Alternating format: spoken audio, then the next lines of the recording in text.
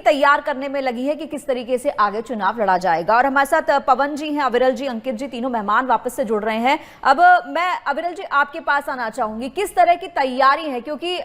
जिस तरीके से आपने पवन जी को भी सुना होगा, जितनी आत्मीयता के साथ समाजवादी पार्टी के नेता चीफ मिलते हैं अखिलेश यादव, उतनी आत्मीयता बीजेपी के नेताओं में नहीं दिखती है। जी,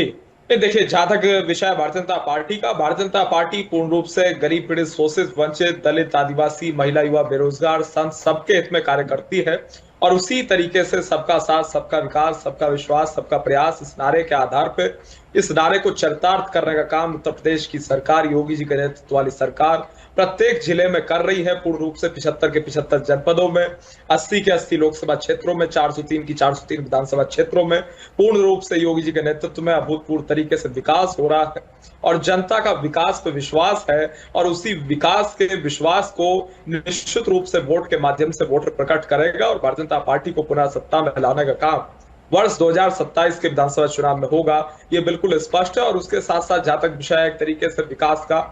मैं समझता हूं, हमने कहा था किसानों की अगर बात कर ली जाए, किसानों से प्रारंभ कर लिया जाए, क्योंकि मैं पश्चिम उत्तर प्रदेश से आता हूं। और अगर किसानों की बात की जाए, चाहे केंद्र सरकार की योजनाओं की बात की जाए, सॉइल हेल्थ कार्ड की स्कीम की बात हो, किसान सम्मान निधि का विषय हो, उसमें बिचौलियों को समाप्त करने का विषय हो, और किसान के खाते में सीधे पहुंचने का विषय हो, या फिर एक तरीके से फसल बीमा योजना का विषय हो, या एक तरीके से विषय हो जिस तरीके से उत्तर प्रदेश की हमारी सरकार ने सभी लघु एवं सीमांत किसानों की उत्तर प्रदेश में सरकार बनने के बाद पहली कैबिनेट बैठक में अभूतपूर्व तरीके से जिस तरीके से कर्ज माफी की गई, वो सबने देखा। चलिए, और उसके ये साथ सब